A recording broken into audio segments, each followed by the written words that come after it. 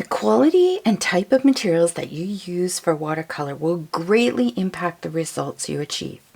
You don't need to use the exact colors, brands, or quality of materials that I use to get a great outcome. But for reference, I'll list my materials for you. If you have any questions about the materials after watching this video, just message me.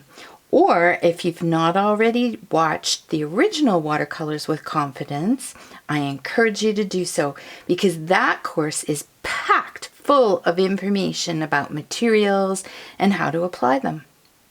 So what I have here for paint is Winsor Red by Winsor & Newton, Opera by Holbein, Permanent Magenta by Winsor & Newton, Winsor Lemon by Winsor & Newton, Permanent Sap Green by Winsor & Newton, and Phthalo Green by Daniel Smith.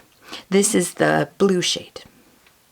What I have for brushes is silver brushes.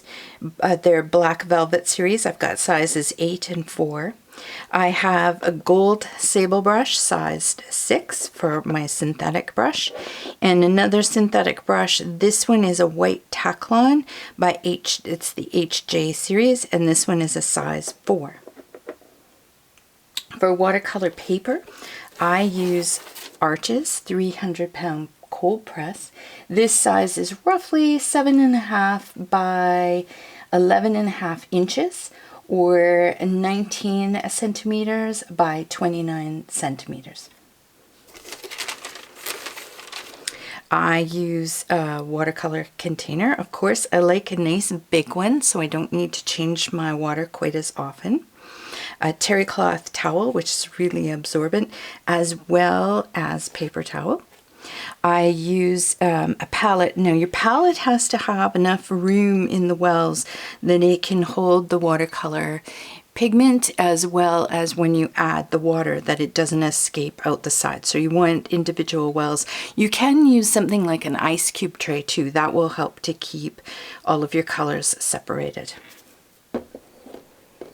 Additionally, you might want tracing paper and a copy of the template that you'll find in the resources section, a downloadable copy of the template. You will probably need a pencil for our drawing. I like to use a Sharpie marker to reinforce the lines on my templates. And I have a great little brush holder that my son Alex designed and printed for me. So there you have it. These are the supplies that I'll be using over the next few videos. I'll see you in the next section.